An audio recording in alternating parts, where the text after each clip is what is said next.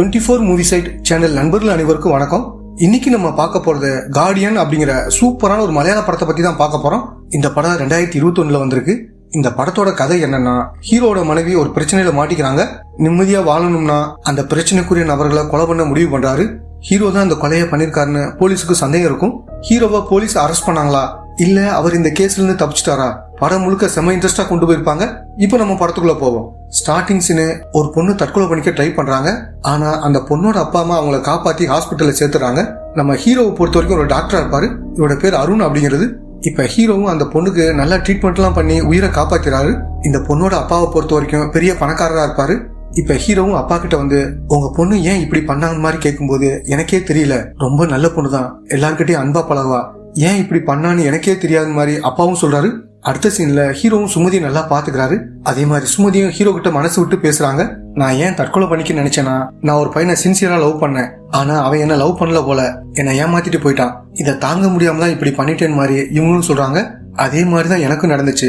என்ன லவ் பண்ண பொண்ணு அமெரிக்க மாப்பிள்ளைய கல்யாணம் பண்ணிட்டு போயிட்டான். அதுக்கப்புறம் நானே தான் என்ன மாத்திக்கிட்டேன்னு மாதிரி ஹீரோவும் இந்த இடத்துல சொல்றாரு.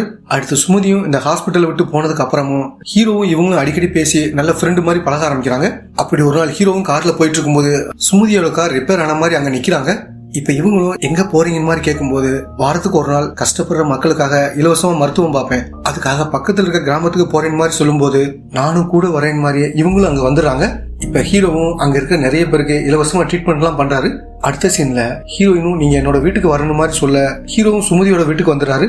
அங்க இவங்களோட அப்பா அம்மா எல்லார்கிட்டையும் நல்லா பழக ஆரம்பிக்கிறாரு. இப்படி போக போக ரெண்டு பேரும் லவ் பண்ண ஆரம்பிக்கிறாங்க. ஹீரோயின் தான் முதல்ல தன்னோட காதல சொல்றாங்க. அதுக்கப்புறம் ரெண்டு பேரும் சேர்ந்து வாழ ஆரம்பிக்கிற மாதிரி காமிக்கிறாங்க. அடுத்த சீன்ல ஒரு லேடி போலீஸ் ஆபீசரா காமிக்கிறாங்க. இவங்க பேர் மீரா அப்படிங்கிறது. இவங்களை பொறுத்த வரைக்கும் ஏஎஸ்பியா இருப்பாங்க. இப்ப எஸ்பியை பார்த்து பேசுறதுக்காக இவங்களும் வந்திருக்காங்க. இவங்களை பொறுத்த வரைக்கும் இப்பதான் ஐபிஎஸ் முடிச்சுட்டு ட்ரைனிங்ல இருக்காங்க. இப்ப இவங்களும் ஒரு கேஸ விசாரிச்சுட்டு இருக்காங்க. அதாவது துப்பாக்கி வச்சு சுட்டு யாரோ ஒருத்தரை கொலை பண்ணிருக்காங்க. அதாவது இறந்து போனோட உடம்புல இருந்து இந்த வகையான புல்லட் தான் இருந்துச்சுன்னு மாதிரி எஸ்பியும் மீரா கிட்ட சொல்றாரு. இப்ப இவங்களும் இன்னொரு கேஸ பத்தி விசாரிக்கிறதுக்காக கிளம்பி வராங்க. ஒரு பொண்ணு கிட்ட யாரோ ஒருத்தன் தப்பா நடந்திருப்பான். அதை பத்தின டீடைல்ஸ இவங்களும் ஹீரோ கிட்ட கேக்குறாங்க. இப்ப ஹீரோ என்ன சொல்றாருன்னா, அந்த பொண்ணை ஏற்கனவே எனக்கு நல்லா தெரியும், அவங்கள பொறுத்த வரைக்கும் ரொம்ப ஏழ்மையான குடும்பம், அந்த பொண்ணை இப்படி பண்ணவனுக்கு கடுமையான தண்டனை வாங்கி தரணும், அதே மாதிரி அந்த பொண்ணுக்கு தேவையான உதவிகள்லாம் செய்யணும் மாதிரி ஹீரோ இந்த இடத்துல சொல்றாரு. அடுத்த சீன்ல நம்ம ஹீரோயினும் வீட்டுல இருக்கும்போது வாசல்ல யாரோ ஒரு பார்சலை வச்சுட்டு போயிருக்காங்க. என்னன்னு பிரிச்சு பார்க்கும்போது நம்ம ஹீரோயினும் அவங்களோட எக்ஸ் பாய் ஃப்ரெண்டும் நெருக்கமா இருக்கிற மாதிரி போட்டோலாம் இருக்கு. இதை பார்த்துட்டு இவங்களும் பயங்கரமா அதிர்ச்சி ஆறாங்க. இப்ப இவங்களுக்கு ஒரு போன் கால் வருது. ஹீரோயினும் அட்டென்ட் பண்ணி நீங்க யாரு மாதிரி கேட்கும்போது, என்னோட பேர் விக்கி, அந்த போட்டோஸ் எல்லாத்தையும் அனுப்புனது நான் தான், அது மட்டும் இல்லாம நீங்க ரெண்டு பேர் நெருக்கமா இருக்கிற வீடியோவும் என்கிட்ட இருக்கு, எனக்கு 50 லட்ச ரூபா பணம் வேணும், அப்படி கொடுக்கலனா இந்த போட்டோஸ் வீடியோஸ் எல்லாத்தையுமே நெட்ல போட்டுருவேன் மாதிரி மிரட்டுறான். இதை கேட்டுட்டு இவங்களும் ரொம்ப பதட்டமாயிடுறாங்க. என்கிட்ட அவ்வளவு பணம் இல்லைன்னு மாதிரி சொல்லும்போது, உங்க அப்பா எவ்வளவு பெரிய பணக்காரன்னு எனக்கு தெரியும், 50 லட்ச ரூபாயெல்லாம் உங்களுக்கு சாதாரணம், பணத்தை சீக்கிரமா ரெடி பண்ணு மாதிரி சொல்லிட்டு போனை வச்சிடறான். இப்ப ஹீரோயினும் என்ன பண்றதுன்னு தெரியாம முடிச்சிட்டு இருக்காங்க. இந்த விஷயம் ஹீரோவுக்கு தெரிஞ்ச அவ்வளவுதான், போலீஸ்க்கும் போக முடியாது, என்ன பண்ணலான்னு மாதிரி யோசிக்கிறாங்க. வேற வழி இல்லாம இவங்களோட எக்ஸ் பாய் ஃப்ரெண்டுக்கு கால் பண்றாங்க. அவனோட பேர் மதன் அப்படிங்கிறது. என்னடா பண்ணி வச்சிருக்க, எல்லாமே உன்னோட பிளான் மாதிரி கேட்கும்போது, நான் எதுவுமே பண்ணலைன்னு மாதிரி இவனும் சொல்றான்.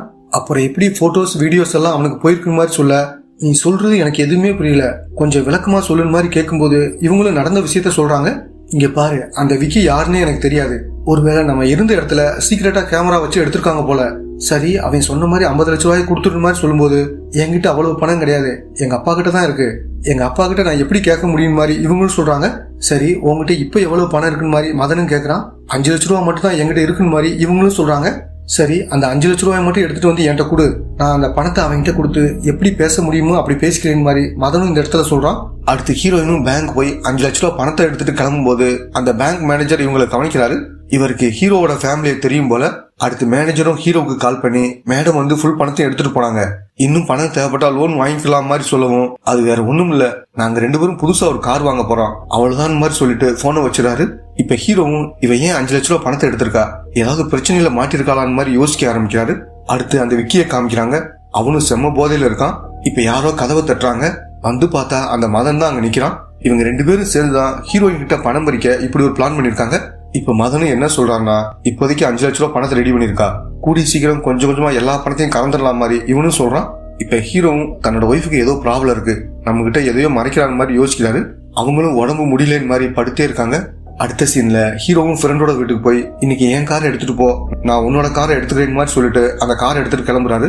இப்ப ஹீரோயினும் அந்த மதனுக்கு கால் பண்ணி 5 லட்ச ரூபாய் ரெடி பண்ணிட்டேன், எப்படியாவது அவங்ககிட்ட பேசி இந்த பிரச்சனையை முடிச்சிடணும் மாதிரி சொல்லும்போது, சரி அதெல்லாம் நான் பாத்துக்கிறேன், நீ கிளம்பி அந்த ஸ்கூல் கிட்ட வந்துரு, காரை விட்டு இறங்காத, நானே வந்து பணத்தை வாங்கிக்கிறேன் மாதிரி இவனும் சொல்றான். இப்ப ஹீரோயினும் வீட்டுல இருந்து கிளம்புறாங்க. நம்ம ஹீரோவும் வீட்டு வாசல்ல ஃப்ரெண்டோட காரெல்லாம் வெயிட் பண்ணிட்டு இருக்காரு. ஹீரோயின் போறத பார்த்துட்டு இவரும் அவங்கள ஃபாலோ பண்ண ஆரம்பிக்கிறாரு.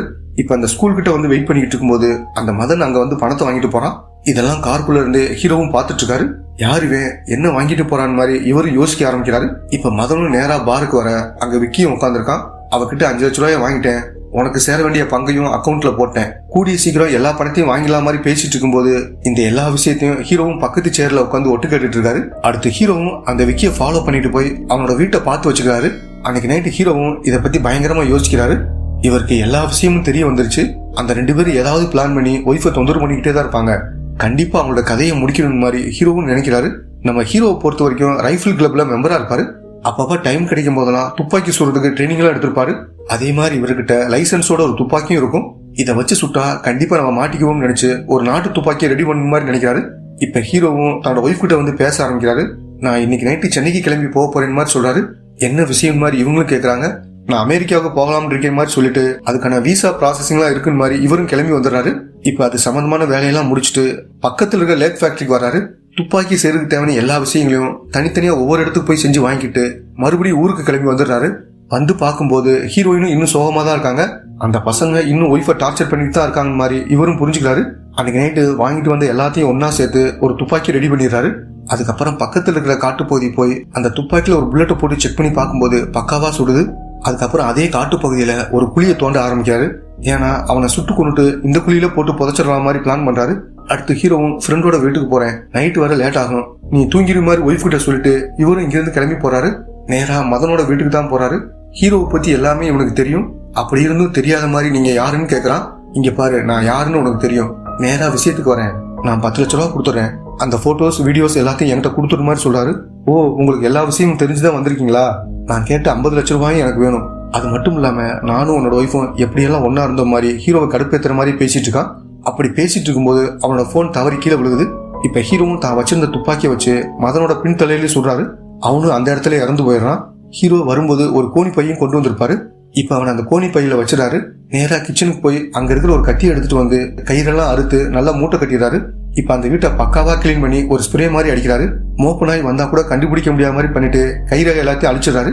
இப்ப மதனை கார்க்குள்ள போட்டுட்டு அந்த காட்டு பகுதிக்கு கிளம்பி போறாரு. வர்ற வழியில சில போலீஸ்காரங்க காரெல்லாம் நிப்பாட்டி செக் பண்ணிட்டு இருக்காங்க. இப்ப ஹீரோட காரையை நிப்பாட்டி யாரு என்னன்னு மாதிரி விசாரிக்கிறாங்க. இவரும் தன்னோட ஐடி கார்டு, லைசன்ஸ் எல்லாத்தையும் கொடுக்குறாரு. இப்ப போலீஸும் செக் பண்ணி பார்த்துட்டு நீங்க டாக்டரான்னு கேக்குறாங்க. ஆமா சார்னு இவரும் சொல்றாரு. இப்ப போலீஸும் மேலோட்டமா செக் பண்றாங்க. டிக்கியை ஓபன் பண்ணி பார்க்கும்போது அதுல கோணிப்பை இருக்கிறத பாக்குறாங்க. இதுல என்ன இருக்குன்னு மாதிரி கேட்கும்போது, சார் அதுல வேற ஒண்ணும் இல்ல, என்னோட ஒய்ஃப்க்கு செடி வளர்க்கறதுல ரொம்ப இன்ட்ரெஸ்ட், அவளுக்கு பிடிச்ச செடியெல்லாம் வாங்கிட்டு போறேன், அதுக்கான உரம் எல்லாம் உள்ளே இருக்குன்னு மாதிரி இவரும் சொல்ல, சரி பார்த்து போங்க மாதிரி போலீஸும் அனுப்பிச்சு விட்டுறாங்க. தொடர்ந்து இந்த பக்கம் போனா நிறைய செக் போஸ்ட் இருக்கும், கண்டிப்பா மாட்டிக்கும்னு நினைச்சு வேற பக்கம் காரை ஓட்டிட்டு போறாரு. அப்படி போகும்போது அங்க ஒரு ஏரி இருக்கிற மாதிரி இடத்த பாக்குறாரு. இப்ப அந்த கோணி பையன் அங்க போட்டுட்டு ஹீரோவும் வீட்டுக்கு கிளம்பி போறாரு. மதனோட போன், லேப்டாப் எல்லாத்தையும் கொண்டு வந்திருப்பாரு. இப்ப அதெல்லாம் உடச்சு போட்டுட்டு அந்த மதனோட ஷூ, ட்ரெஸ் எல்லாத்தையும் இதோட சேர்த்து மொத்தமா எரிச்சு விட்டுறாரு. அடுத்த சீன்ல மதனை காணாம மாதிரி ஒரு பொண்ணு வந்து போலீஸ் கிட்ட புகார் கொடுக்குறாங்க. இந்த மதனை பொறுத்த வரைக்கும் ஒரு ஜிம் வச்சிருப்பான். இந்த பொண்ணு அங்க வேலை பாக்குறாங்க. 6 நாளா மதனை காண மாதிரி புகார் கொடுத்துட்டு கிளம்புறாங்க. இந்த கேஸ எஸ்பியும் ஏஎஸ்பியும் தான் விசாரிக்க ஆரம்பிக்கிறாங்க. நேரா அந்த ஜிம்முக்கு போய் புகார் கொடுத்த பொண்ணுகிட்ட விசாரிக்க ஆரம்பிக்கிறாங்க. 6 நாளா மதன் இங்க வரல, அதே மாதிரி போன் பண்ணாலும் லைனே போக மாட்டேங்குது, அவளோட வீட்டுக்கு போய் பார்க்கும்போது வீடு பூட்டி இருக்குன்னு மாதிரி இவங்களும் சொல்றாங்க. சரி, அந்த மதன் எப்படி எல்லார்கிட்டையும் எப்படி பழகுவான், அவனுக்கு வேற எதிரிகள் யாராவது இருக்காங்களான்னு மாதிரி கேட்கும்போது, சார் அவர் எல்லார்கிட்டையும் நல்லா பழகுவாரு, எனக்கு தெரிஞ்சு அவருக்கு எதிரிகள் யாரும் இல்லைன்னு மாதிரி இந்த பொண்ணும் சொல்றாங்க. சரி, பொண்ணுங்கிட்ட எப்படி பழகுவார் மாதிரி கேட்கும்போது, சார் இங்க வர எல்லா பொண்ணுங்க கூடயும் ஒரு ஃப்ரெண்டு மாதிரி தான் பழகுவாங்க மாதிரி இவங்களும் சொல்றாங்க. அடுத்த சீன்ல மதனை பத்தின எல்லா டீடைல்ஸும் கலெக்ட் பண்ணிடுறாங்க. இப்ப அதை பத்தி எஸ்பி கிட்ட சொல்ல ஆரம்பிக்கிறாங்க. சார், மதனோட அப்பா அம்மா 2 பேரும் அமெரிக்காவில் இருக்காங்க. இப்ப சமீபத்துல தான் அவனோட பேங்க் அக்கௌண்ட்ல 5 லட்ச ரூபாய் டெபாசிட் பண்ணிருக்கான். அது மட்டும் இல்லாம மதன் தன்னோட அக்கௌண்ட்ல இருந்து இன்னொரு அக்கௌண்ட்டுக்கு 1 லட்ச ரூபாய் டிரான்ஸ்பர் பண்ணிருக்கான். திடீர்னு 5 லட்ச ரூபாய் அவனுக்கு எப்படி வந்துச்சு, இதுல ஏதோ விஷயம் இருக்குன்னு மாதிரி மீராவும் எஸ்பி கிட்ட சொல்றாங்க. அடுத்து இவங்களும் மதனோட வீட்டுக்கு போகலான்னு மாதிரி கதவை உடைச்சிட்டு உள்ள போறாங்க. வீட்டை ஃபுல்லா செக் பண்ணி பார்க்கும்போது இவங்களுக்கு எதுவுமே கிடைக்க மாட்டேங்குது. மதன் ஒரு லேப்டாப் யூஸ் பண்ணான்னு மாதிரி அந்த பொண்ணும் சொல்லிருப்பா.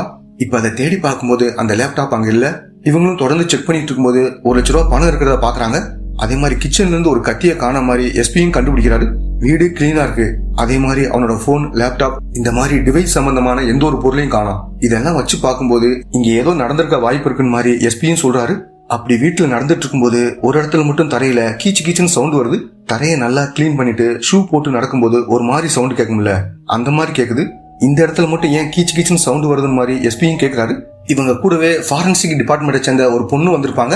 இப்ப இவங்களும் என்ன சொல்றாங்கன்னா, இந்த இடத்துல மட்டும் எதையோ ஊத்தி நல்லா கிளீன் பண்ணிருக்காங்க மாதிரி சொல்லும்போது ஏன் இந்த இடத்த மட்டும் கிளீன் பண்ணிருக்காங்க மாதிரி எஸ்பியும் சந்தேகப்பட்டு கேட்கிறாரு. இப்ப இவங்களும் அந்த இடத்துல ரத்தம் ஏதாவது சிந்திருக்காங்க மாதிரி செக் பண்ணி பார்க்கும்போது அங்க ரத்த துளிகள் இருந்ததுக்கான அடையாளத்தை கண்டுபிடிக்கிறாங்க. அப்படின்னா இங்க ஏதோ நடந்திருக்கு, இன்னும் நல்லா செக் பண்ணி பாருங்க மாதிரி சொல்லிட்டு எஸ்பியும் இங்கிருந்து கிளம்பி போறாரு. அடுத்த சீன்ல எஸ்பியும் இப்படி நடந்திருக்க வாய்ப்பு இருக்குன்னு மாதிரி ஒரு விஷயத்த சொல்ல ஆரம்பிக்கிறாரு.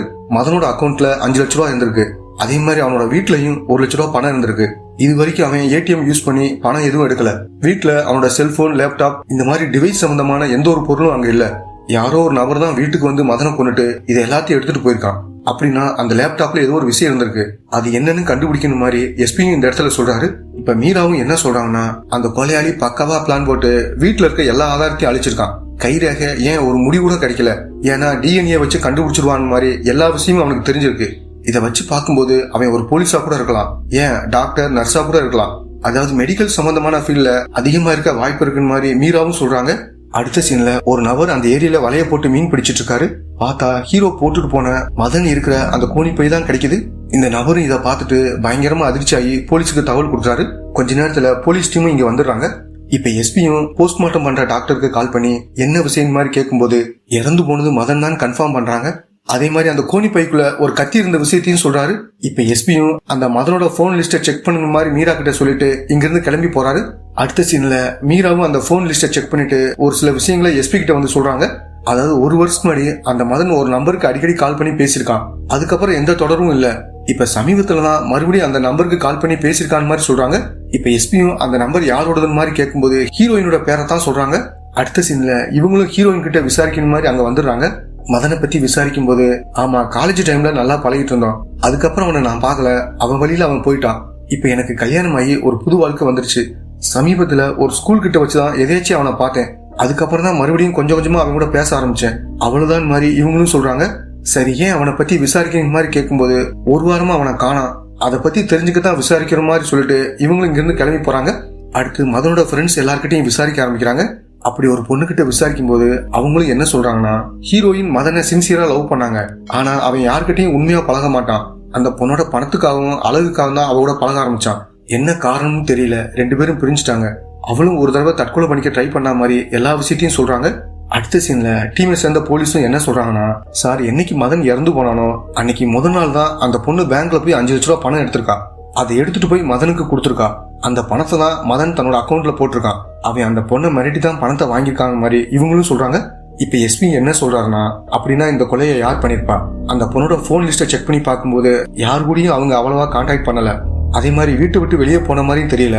அப்படின்னா நம்ம சந்தேகப்பட வேண்டியது அந்த பொண்ணோட வீட்டுக்காரர் தான். ஒருவேளை தன்னோட மனைவிக்காக அவர் இதை பண்ணிருக்க வாய்ப்பு இருக்கு. அந்த டாக்டர் சமீபத்துல எங்க போனார் வந்தாருன்ற விஷயத்த கலெக்ட் பண்ணுங்க மாதிரி சொல்லும்போது அந்த விஷயத்தையும் ஏற்கனவே இவங்க கலெக்ட் பண்ணி வச்சிருப்பாங்க. என்னைக்கு கொலை நடந்துச்சோ அன்னைக்கு டாக்டர் சீக்கிரமாவே ஹாஸ்பிட்டல் விட்டு கிளம்பி போயிருக்காரு. நேரா வீட்டுக்கு போயிட்டு அதுக்கப்புறம் எங்கேயோ கிளம்பி போயிருக்காரு. அவரோட போன் 6 மணி நேரமா சுவிட்ச் ஆஃப்ல இருந்திருக்கு. அதே மாதிரி டாக்டரோட மனைவி என்னைக்கு மதனை பார்க்க போனாங்களோ அன்னைக்கு டாக்டரும் லீவ் போட்டிருக்காங்கன்னு மாதிரி சொல்றாங்க. அடுத்த சீன்ல இவங்களும் சுமதியை பார்த்து விசாரிக்க ஆரம்பிக்கிறாங்க. அன்னைக்கு டாக்டர் எங்க கிளம்பி போனாரு, 6 மணி நேரமா போன் சுவிட்ச் ஆஃப்ல இருந்திருக்கு மாதிரி கேட்கும்போது, ஃப்ரெண்டோட வீட்டுக்கு போறேன், நைட்டு வர லேட் ஆகும் மாதிரி சொன்னாரு, எப்ப வந்தாருன்னு தெரியல, நான் தூங்கிட்டேன் மாதிரி இவங்களும் சொல்றாங்க. அடுத்து இவங்களும் ஹீரோவை பார்த்து பேசுறதுக்காக வராங்க. ஆனா டைரக்டா இந்த கேஸை பத்தி விசாரிக்காம வேற மாதிரி பேச ஆரம்பிக்கிறாங்க. நீங்க ட்ரீட்மெண்ட் பார்த்த ஒரு நபரை ஒரு கேஸ்க்காக நாங்க விசாரிச்சுட்டு இருக்கோம். 18ஆம் தேதி நீங்க ட்ரீட்மெண்ட் கொடுத்ததா அவன் சொல்றான். அன்னைக்கு 6 மணிக்கு மேல எங்க இருந்தீங்கன்னு மாதிரி கேட்கும்போது, சார் அன்னைக்கு மைண்ட் ஒரு மாதிரி இருந்துச்சு, அதனால காரை எடுத்துட்டு அங்கங்க போயிட்டு இருந்தேன் மாதிரி இவரும் சொல்றாரு. சரி, நீங்க கார்ல போயிட்டு இருக்கும்போது யாராவது உங்களை பார்த்தாங்களான்னு மாதிரி கேக்குறாரு. ஆமா சார், அன்னைக்கு நைட்டு போயிட்டு இருக்கும்போது போலீஸ் என்னோட காரை செக் பண்ணாங்க, நீங்க வேணா கேட்டு பாருங்க மாதிரி இவரும் சொல்றாரு. அடுத்த சீன்ல இவங்களும் ஹீரோயின் கிட்ட மறுபடியும் விசாரிக்கிறதுக்காக வராங்க. இப்ப மீராவும் என்ன சொல்றாங்கன்னா, நாங்க எல்லார்கிட்டையும் உன்னை பத்தியும் மதனை பத்தியும் நல்லா விசாரிச்சிட்டோம், நீ மதனை டீப்பா லவ் பண்ணிருக்க. அதுக்கப்புறம் ஏதோ காரணத்தால நீங்க 2 பேரும் பிரிஞ்சிட்டீங்க. அது மட்டும் இல்லாம நீ தற்கொலை பண்ணிக்கவும் ட்ரை பண்ணிருக்க. இப்ப சமீபத்துல அவனை மீட் பண்ணி 5 லட்ச ரூபாய் பணத்தை கொடுத்துருக்க. எதுக்காக அந்த பணத்தை நீ கொடுத்தேன்னு மாதிரி கேட்கும்போது இவங்களும் வேற வழி இல்லாம நடந்த எல்லா விஷயத்தையும் சொல்றாங்க. அந்த விக்கி யாருன்னு எனக்கு தெரியாது, போன் பண்ணி என்ன மிரட்டினா.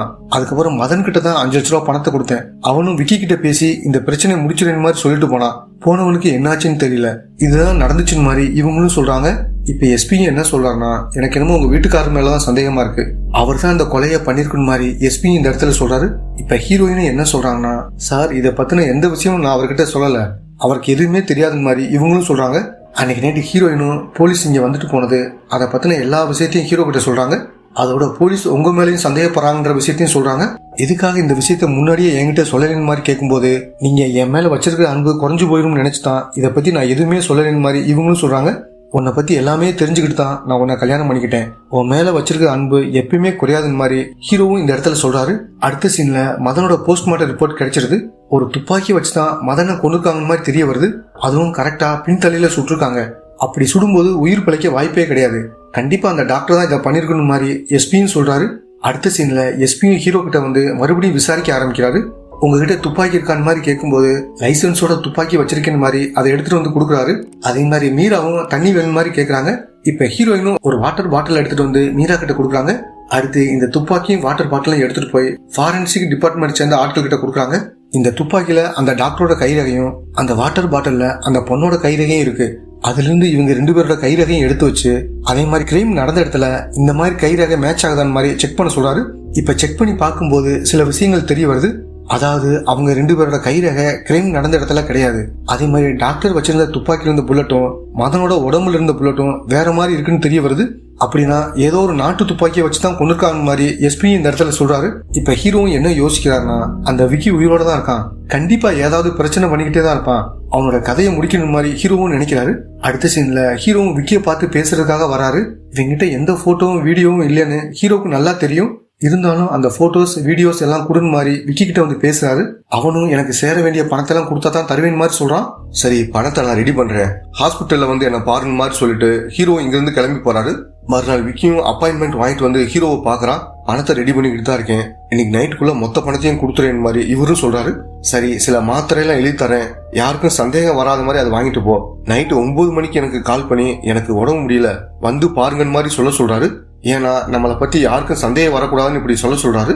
ஓகேன்னு சொல்லிட்டு இவனும் அந்த மருந்தெல்லாம் வாங்கிட்டு அங்கிருந்து கிளம்பி போறான்.